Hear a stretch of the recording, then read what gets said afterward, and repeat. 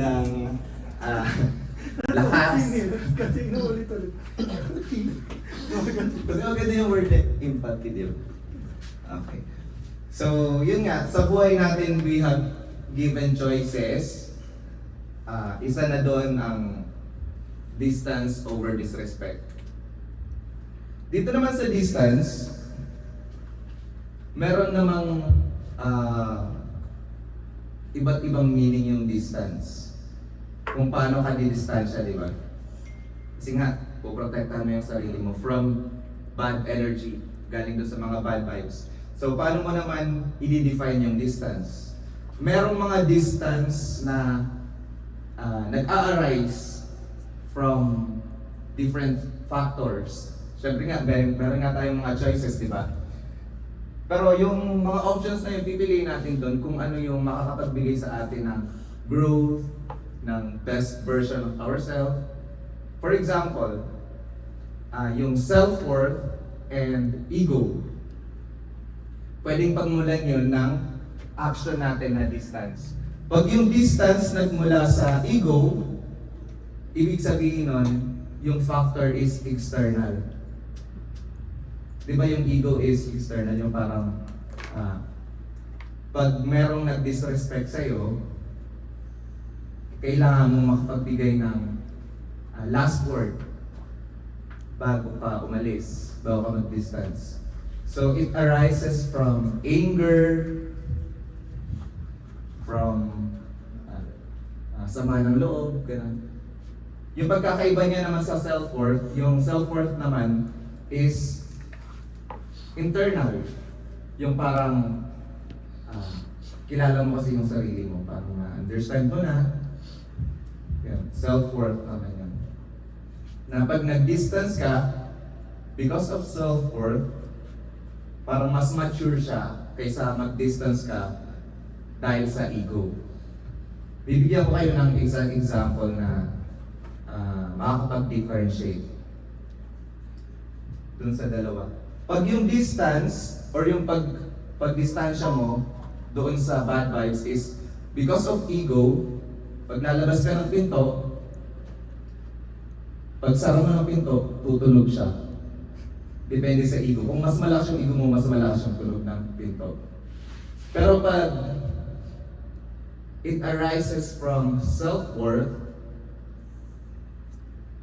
pag distansya mo, walang tunog yung pinto. Peaceful.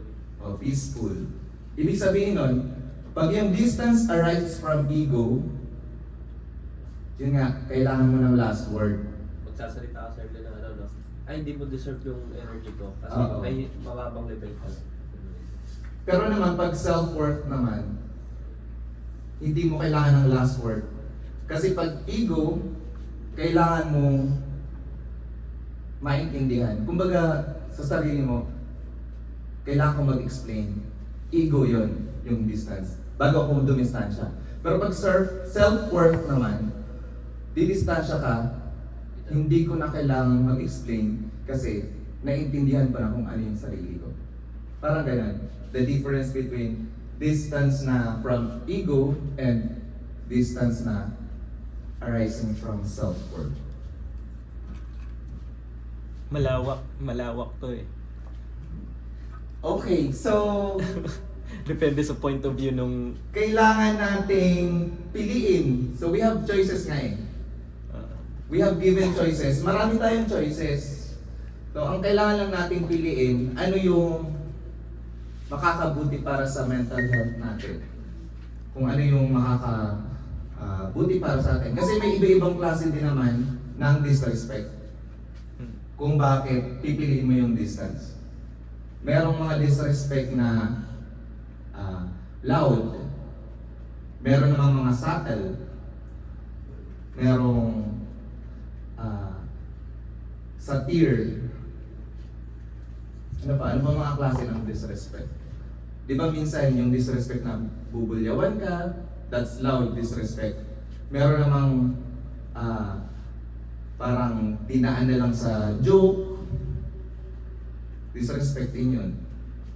So, ang kailangan mo na lang is i-interpret yung tao or yung sarili mo, kung ano yung pagkakaintindi mo doon. If parang naintindihan mo siya as disrespect, so kailangan mo siyang i-assess. I-accept mo yung disrespect.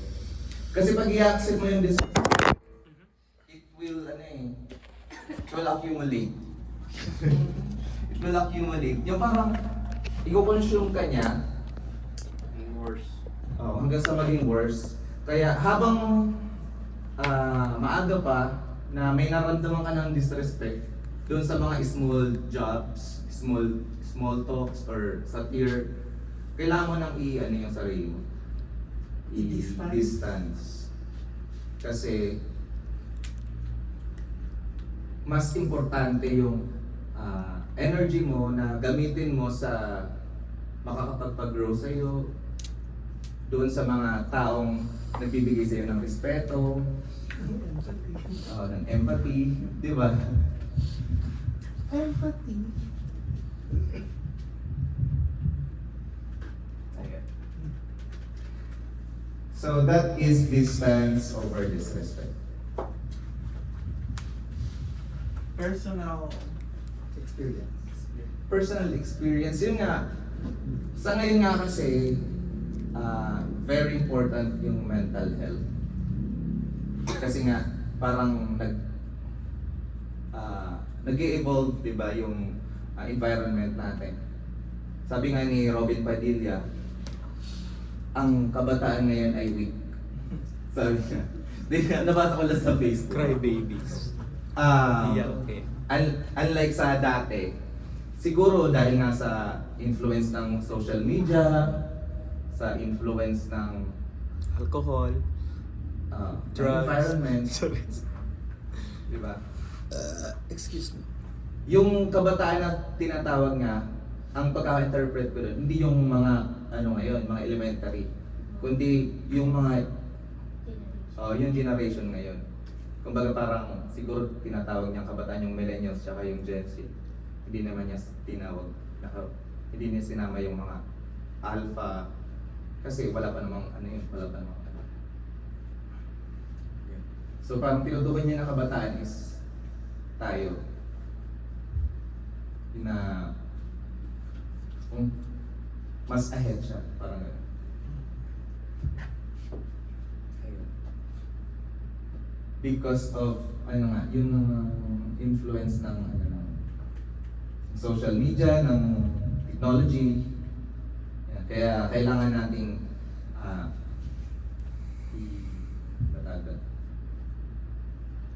isaalang-alang yung mental health. So ito yung napili ko. Yun yung parang sa akin. Ano ba tawag dito? Impact. Yung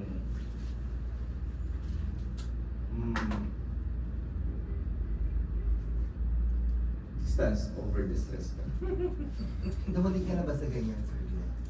Na namili ka sa dalawa na yun? Parang sa buhay mo na may nag-disrespect sa'yo tapos yung distance ka na. Or ikaw yung non-disrespect, yung distance na lang yung Siguro nangyari naman to sa buhay nating lahat, di ba? Yung kailangan mong mag-distance or kailangan mong yung sarili mo, i-compose. Ang ibig sabihin ng distance dito is hindi naman total distance. Kasi pag sinabi nating total distance, it's not growth, kundi parang punishment siya. Kumbaga, ang distance, pag distance ito is hindi masasabihin naging kasalanan yung pag-distance, kundi nag-distance ka dahil gusto mo ng growth sa sarili mo. It's internal, hindi siya external. So siguro sa buhay natin, or sabihin ko sa sarili ko, merong mga times na kailangan kong i-distance yung sarili ko. Hindi lang doon sa mga tao hindi lang sa mga friends mo, sa loved ones mo, sa colleagues, kundi sa lahat ng bagay, situation, objects, na kung saan nagbibigay sa'yo ng bad vibes.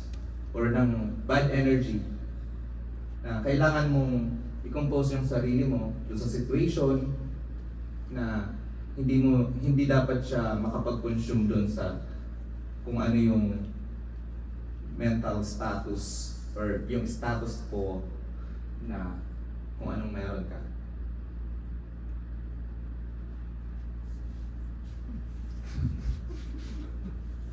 Di ba? Siyempre, kailangan mo maging best version of yourself. Kailangan mong i-reserve ang energy mo para, di ba, magamit mo pa dun sa mga tao or maibaling mo dun sa mga tao na nagbibigay sa'yo ng respeto, nagbibigay sa'yo ng kasiyahan. Ayun.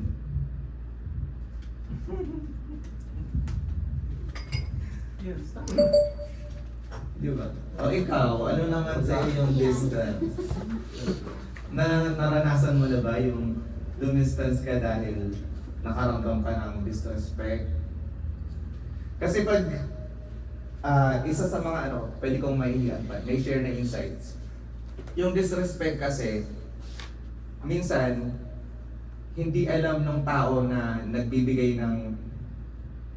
ng energy na yon, ng disrespect energy, na nakapagbigay pala siya ng disrespect. Minsan unintentional, minsan intentional. Paano pagka-intentional? Pag intentional, mas madali mong mag-gets.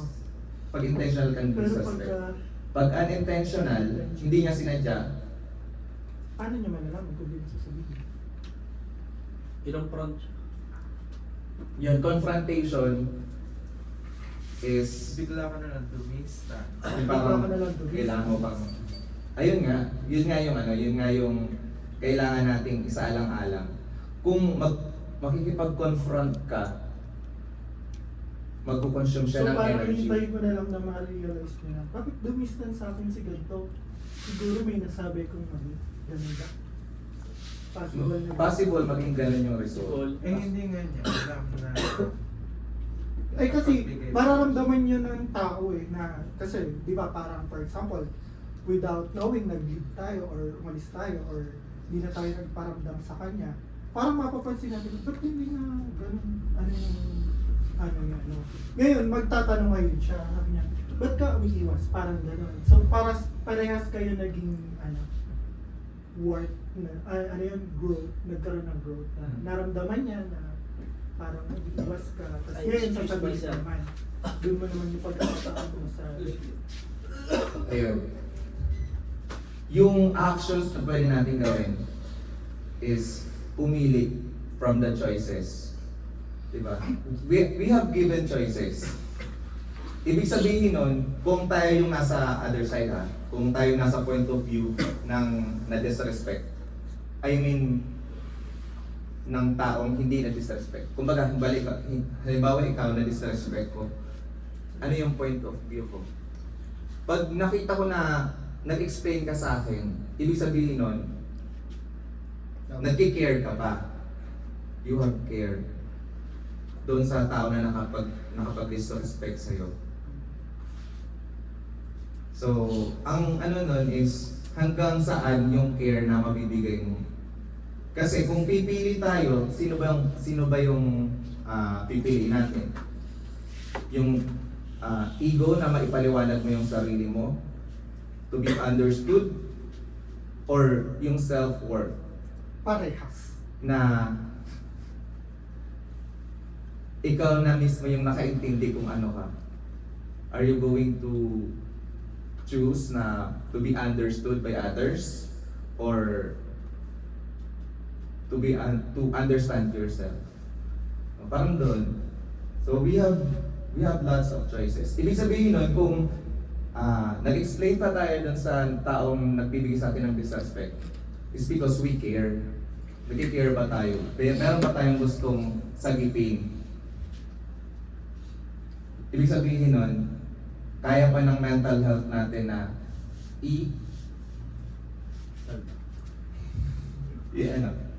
kaya pa ng mental health natin na i-tolerate yung disrespect. Pero kasi yung disrespect na, sabi ko kanina, nag-accumulate siya. So habang So variables. Oo. Habang dumarami yung disrespect or habang yung balde na pupuno or doon na accumulate yung laman, aapaw yan. Huwag na nating antayin na umapaw. Kasi pag umapaw yan, Tatalon mo. Tatapon. ayun na. Yun yung hindi na makokontrol. So, Na pwedeng magkaroon ng merong mawalang buhay. Ay, God! Tatalon yan. So kailangan nating i-save yung self natin from over And over again. over mental health disorder.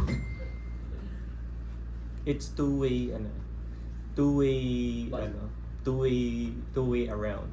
Two-way POV. So ayun. So yun lang, we have choices. So choose kung sino pipiliin mo. Sarili mo ba o yung taong nagbibigay sa'yo ng disrespect? Yung taong nagbibigay sa'yo ng bad vibes? O yung sarili mo? Tama. Gaya naman. Gaya yung... If we're going to implicate in our daily lives, if we're going to implicate in our daily lives, this thought, distance over disrespect, do we need to decide accordingly? Tagalogin mo na. Charis. Kailangan ba nating mag-decide? Parang in general to para sa ating lahat. Kasi distance over disrespect, ang thought ni Sir Glenn, although napakalawak na ito. Pero let's try to assess first. Disrespect over distance or distance over disrespect. If we are being disrespected, do we need to distance ourselves right away? Or do we need to define first the cause why we are being respected or being disrespected? Ganun yung questions dyan eh. Yang mag-a-arise. If we are being disrespected, try to assess the reason why. Bakit? Sa buhay natin, may mga tao tayong nami-meet, mga hindi natin kilala, or minsan mas matagalan natin kilala, pero dinidisrespect tayo. So try to assess, bakit kaya? Baka hindi yung baka ang tao naging disrespectful, it's because sometimes we do things na disrespected naman talaga sa kanila. So it's a mirror na parang binabalik nila sa atin yung disrespecting us or disrespectful whatsoever. So ngayon, before distancing ourselves sa disrespectful environment, i-assess natin kasi baka ang naging problem sa buhay natin, hindi naman yung tao nag-disrespect sa atin. Kasi tayo pala, we have actions na disrespectful sa mga tao na nasa paligid natin. So yun yung kailangan nating i-assess based on my understanding dito na magiging applicable siya sa buhay natin kasi medyo siya for me lang meron siyang kung hindi natin mag-guide ang mindset natin or yung comprehension natin pagdating sa ganitong bagay, medyo merong siyang risk or danger sa isang tao na, uy, I feel disrespected, I have to distance right away. So you miss the opportunity to grow and you miss the opportunity to help other people to change themselves or to change whatever they need to change. For example, example lang, si Marge as partner, she is being disrespectful to me. Kung hindi ko siya itatama sa pagiging disrespectful at bigla na lang i-distance ko ang sarili ko from her without understanding or without letting her know kung ano yung part na kailangan niyang i-improve sa sarili niya as her personality, many people will also experience what kind of respectful thing na binigay niya sa akin. So, as a care dun sa tao, or human nature natin, na kahit hindi natin kaano-ano, we have to give them correction. We have to give them at least idea kung bakit ganon or hindi ganon. Bigyan natin ng tamang kaparaanan. Ano yung mga dapat gawin, ano yung mga dapat iwasan sa susunod. If you feel being disrespected, try to assess yourself na bakit ka dinidisrespect ng tao. Sometimes yes, normal ego, pride nating mga tao na hindi mo ako dinidisrespect, hindi mo ako nare-respect. dinidisrespect mo ako, parang sa sarili natin, na I deserve this respect. Pero, the way tayo mag-treat sa isang tao, the way tayo kumausap, the way tayo mag-execute dun sa mga actions natin, hindi natin namamalayan na yung actions pala natin is disrespectful. So, parang it's a two-way. Titignan natin mabuti, not just the person na nag-disrespect sa atin, tingnan din natin sarili natin, are we respecting those people around us? Or parang tayo lang ang gusto na i-respect pero hindi natin kinukonsider yung mga actions natin kung respectful ba siya sa ibang tao at sa kausap natin. Parang isang nag-uusap lang na tao, I am being respectful. Binigay ko yung respect sa kanya. Pero siya, hindi niya binigay sa akin ng respect. So, ibig sabihin, if we are trying to assess or if we're going to assess ourselves na I'm being respectful, maayos akong nakipag-usap sa kanya, maayos ang conversation namin, binigay ko lahat ang support at ito mga respectful words or ano pa yung mga kailangan, yung title niya, doctor, attorney, but still, siya yung nag-disrespect sa akin. So it means, nangingibabaw ang pride and ego dito sa tao na to. Kasi gusto niya, mas parang siya yung dominante. Kasi sa conversation, gusto niya, ako ang masusunod kahit na naging respectful naman ako, maayos akong pakipag-usap sa kanya. Pero siya, gusto niya i-dominate ang conversation, ang isang situation. Gusto niya na siya yung masusunod. So before distancing ourselves, yun lang yung pinaka-importante doon. I-assess natin mabuti ang sarili natin na before tayo dumistansya sa disrespectful world or disrespectful environment, tingnan muna natin or i-assess natin ang sarili natin. Am I being respected to them? Am I being respected sa taong kausap ko? Before I distance myself? If respected naman tayo at ginagawa natin ang tama bilang tao, as our personal our personal tawag dito, our personal intelligence, personal behavior, our personality, and everything. Kasi syempre, we have different personalities. We have professionalism if we have those things sa buhay natin. Pero it talks about personality. Am I being respected? Or I am being respectful? If yes, okay. Bigyan natin, iwanan natin ng correction or pagtatama. Tulungan natin ang tao na to say it in a nice word. Na for example, sorry, the way ka mag-treat sa akin, hindi maganda yung trato mo. Naging disrespectful ka. Example lang to naging disrespectful ka, hindi ka nga nagsasabi sa akin na ganito, ganyan. Parang nagde-decision ka lang. Pero, hindi mo kino-consider sino ba ako? Ano ba ako? But still ginagawa mo yung mga bagay na yon without informing me. So, ang ending, you are being disrespectful. Para sa sarili mo, parang ginagawa mo lang yung gusto mo kasi yun ang gusto mo. Yun ang kailangan mo sa sarili mo. Without considering me as your tawag dito. Ano nga yung sa term ng yung partner, yung hindi siya relationship accountability, as my accountability partner. As my accountability partner, naging open ako sa iyo. Pero ikaw hindi ka naging open sa akin. I am respecting our partnership. But still, parang ako lang nagbibigay sa ikaw, hindi ka nabibigay. So now you're saying I am disrespecting you. Parang yun yung scenario. Before you distance yourself from me, assess mo muna. Are you doing the right thing for this accountability as my accountability partner? So assess before distance ourselves. And that way, we can help those people around us para at least mag-grow, mag-improve, at maiwasan yung ganung bagay. Kasi kung hayaan natin na hindi may tama yung mali ng isang tao, lalo na yung mga nasa paligid natin, mga kaibigan natin, best friend natin, kung sino man yan, even family. Pag hinayaan natin yon, walang improvement sa kanya, masisira ang buhay niya. Kasi maraming tao may encounter yung ganung klaseng disrespectful na ginagawa niya. If we think na disrespectful yung ginagawa niya, yung personality niya, naging personality na Parang naging natural na sa kanya yung personality na maging disrespectful. So ngayon, pag hindi natin naitama yon, maraming madadamay hanggang masisira ang buhay niya kasi iisipin na ng maraming tao na yung buhay ay yung personality niya ay talagang ano siya, bastos siya, ganito ganyan. So ang ending, 'di ba? Are we there to help those people or to at least biglang kasi syempre matagal na nang pinagsama, example, family, lalo na family, no, dugo natin 'yan. Hayaan ba natin na masira yung member of the family dahil lang sa ugali niya at hindi natin tulungang itama? Kailangan natin ng courage to face the situation and i-discuss ano yung mga bagay na kailangan nating i-improve.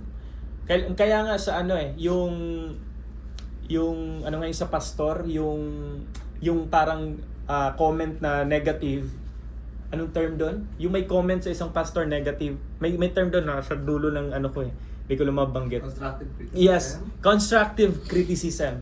Perfect. Thank you for that, Sir Glenn. Yung constructive criticism, it applicable siya sa lahat ng sitwasyon. Kaya every time na meron tayong ma-encounter na may nagko-comment sa atin, or especially yung mga taong pinagkakatiwalaan natin, sinasabi yung pagkakamali sa harap natin, kinorek tayo. That's constructive criticism. Huwag tayong magalit, huwag sumama ang loob because that's the reality na kailangan nating harapin at kailangan nating ayusin, kailangan baguhin. That's relationship. Kailangan natin, huwag natin pabayaan. So kailangan i-apply natin yun sa sarili natin. Before distancing ourselves over disrespectful environment, tingnan nating mabuti. Are we good enough to distance ourselves or not? Yan lang naman. I-assess nating mabuti. Kasi mamimiss natin ang opportunity pag bigla-bigla nating i-distance kaagad ang sarili natin. Without, para bang nagkaroon tayo ng isang project, pumalya tayo sa isang project, nag-explore ulit sa ibang project na hindi pa natatapos yung isang project. Matapos man o sa hindi, at least maitama ang mali dito sa existing project before natin layuan. Ganun lang. Ayusin muna bago natin iwasan. Kasi ang nangyayari dyan, parang tinatakbuhan natin ang magulong sitwasyon nang hindi tayo nabibigay ng solution or hindi natin nare-resolve. Hindi man tayo magtatapos na magandang klase ng project na to na nakaplano, hindi man tayo ang magiging pinaka main character para ayusin yung story ng buhay na to. At least isa tayo sa taong nagbigay ng idea paano yung ayusin. At pag nagbigay tayo ng idea paano ayusin yon, hayaan na natin na gumawa maayos yon. At least may idea na kung paano ayusin yung story ng buhay. Saka tayo mag-explore sa another story ng buhay natin na bubuo tayo ng sariling story natin. Pero hindi natin pwedeng hayaan na nakatenga yung isang project na wala man lang tayong binigay doon na idea paano ayusin. Which is nakita naman natin yung mali sa isang project. Ito ginawa ko na illustration ng isang project. Project is considered as situation sa buhay. Nakita natin yung mali Nakita na natin. Pero anong ginawa natin? Silent lang tayo, hinayaan na lang natin dahil bahala na kayo dyan. Inyo naman yan Project nyo yan Kayo na magtapos dyan. Ako nagsimula, kayo na magtapos. So, explore ulit. What if yung ganong klaseng personality, ma-apply natin sa next project natin sa buhay? Ganun pa rin, dahil hindi naman na tayo gumagawa ng paraan, hindi tayo nagko-contribute how to resolve this problem or how to resolve this issue. Dahil napabayaan natin, it's not the environment, the problem as it is, but it is our own personality. Okay, thank you. Tayo talk for today, Sir Josh. So tama yung there are instances na disrespect is coming from several factors. Yun nga. So kailangan lang nating i-define what is disrespect. Depende rin siguro sa situation or kung gano'n Kaya nga situational siya. I-define mo muna. Didefine mo yung siya. connection nyo sa isa't isa. I-define mo muna yung disrespect. Ano ba yung ibig sabihin ng disrespect? Ano yun sa'yo Yung sa connection. Depende sa connection. Kuwari, kami ni Efrain, example namin, si Tito G. So, ayun, bali, hindi naman kami actually, naka-distance kami, pero nandoon pa rin yung respect namin. Pero kapag napuno na kami, Doon kami sasabog. At masasakyan nyo yan sa susunod na. Ikaw ba na? Yun. Reunion. Reunion. Ako ang taga-video.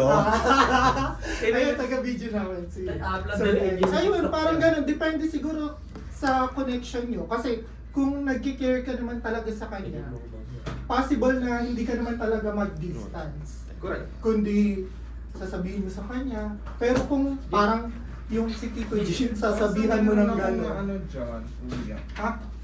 Sige, EJ. May na...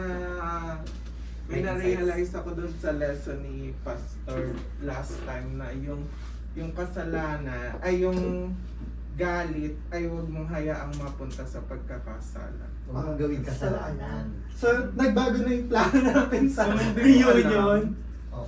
Oo. Kasi Oo. kung alam mo namang Correct. mali, huwag mo na lang gawin. Kumbaga, yun nga, distance over distance. So, di-distance. Talagang mag-walk out na lang tayo. Hindi na. Pwede na. Ang ibig sabihin ng distance, approach ng ang ibig sabihin ng Tapos distance, diba? hindi yung literal na lalayo ka, kundi yung i-compose mo yung sarili mo, yung emotion mo, kumbaga i-distansya mo That time from para- from that situation. Yung parang hindi ka i-compose mo sarili mo, dapat di ka mag-overreact.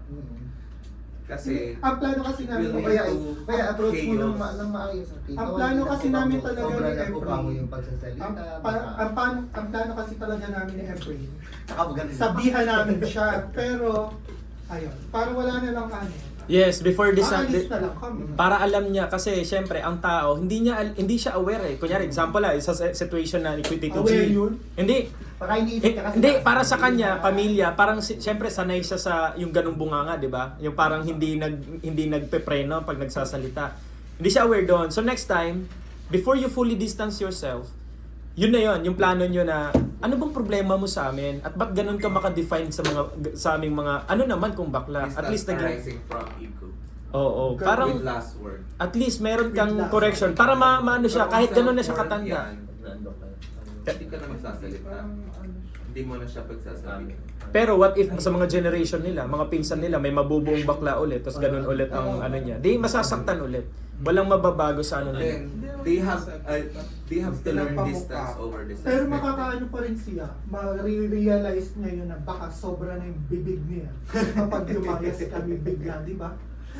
De, tsaka pag nagbitiw ka ng ano, Tsaka, pag- yung pag- respect ano kasi sa kanya. hindi naman yan pwedeng i-impose sa tao na kailangan respeto mo ako.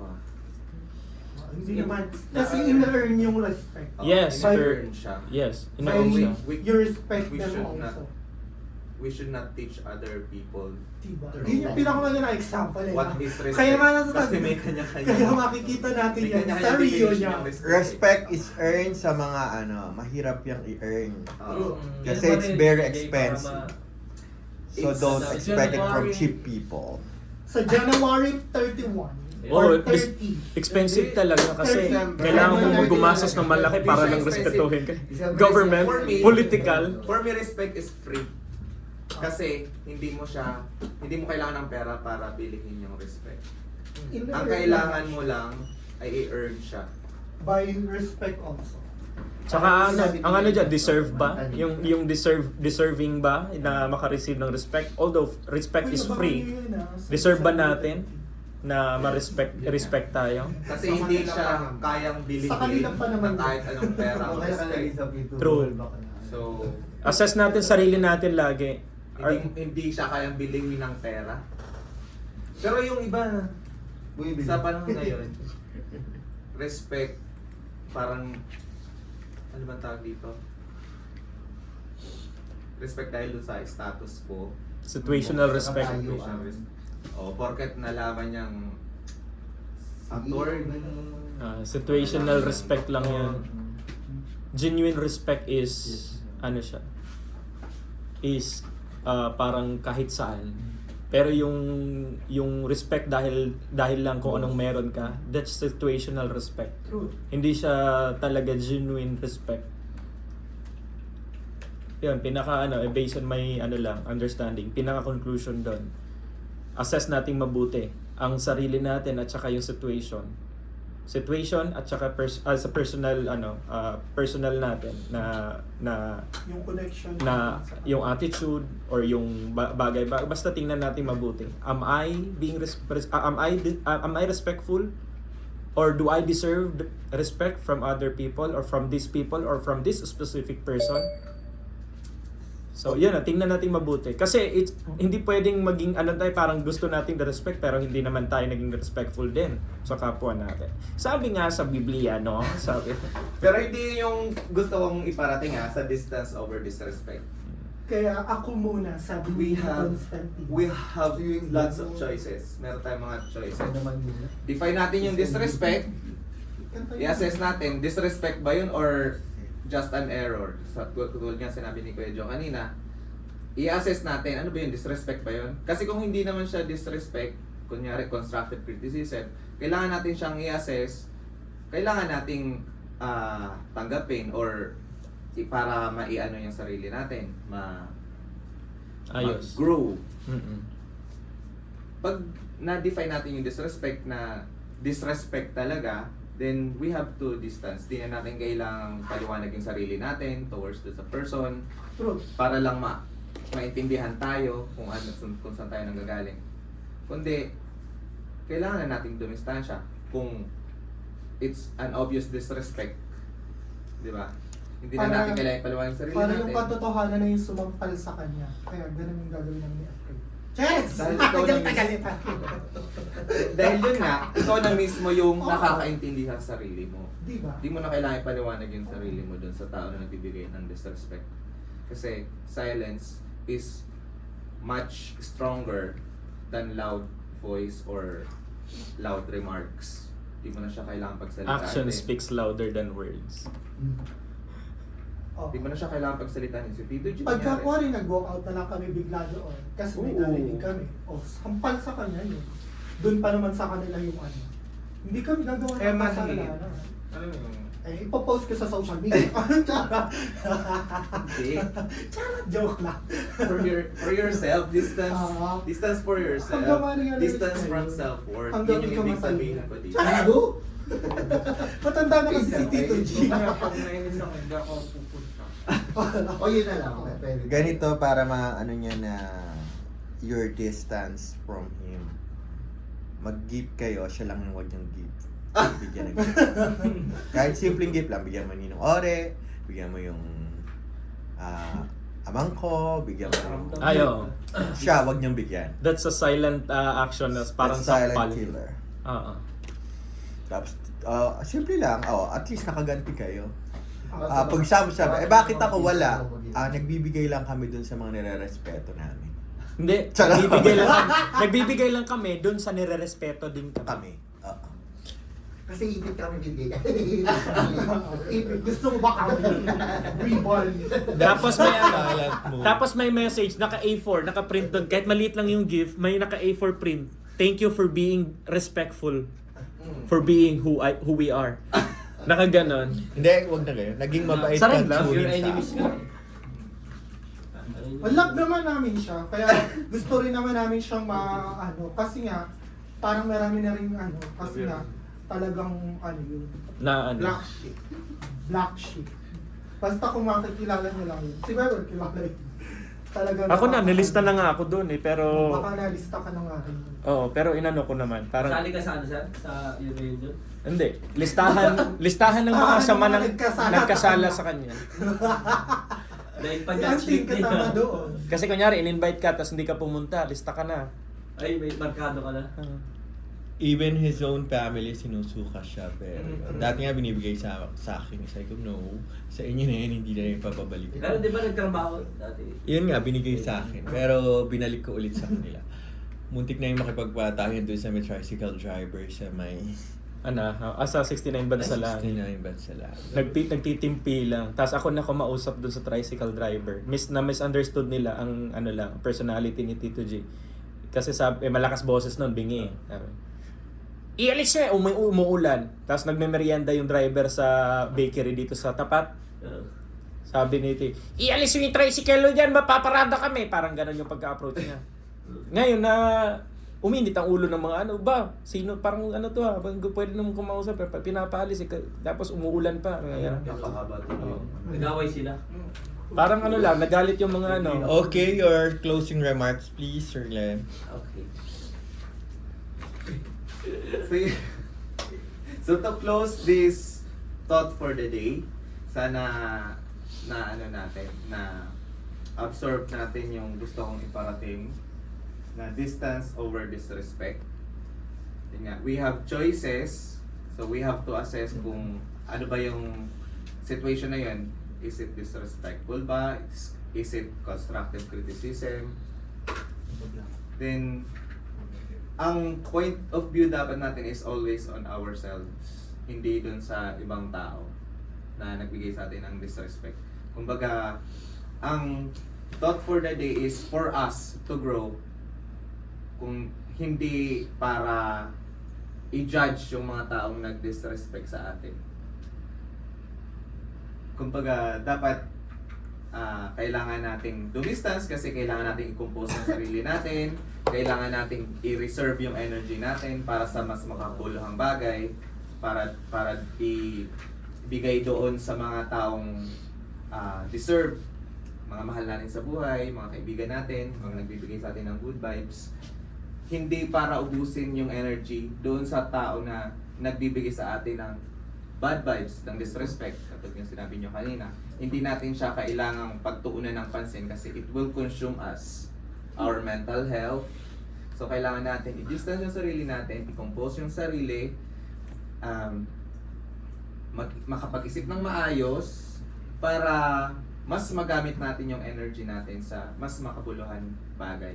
At hindi para kalabanin lang yung taong nag-disrespect sa atin. Amen. So true. Dahil wala kaming mapapala That is sa so. kanya. So that is all. And now we are going to call our speaker for a 1-point lesson to be shared by Ephraim. Ikaw ba? Ako. Si Cheche. Bakit nakalagay dito? Kasi nga wala Wala si Ate Maya, kaya ikaw, Sir Glenn. Pag-ibig ko. Si Hector muna. Dapat Kasi wala si Wala si Mama. Maya. dapat sa ating Pinalitan maya niya. ngayon. Asan na yung ano, okay. Mm. To be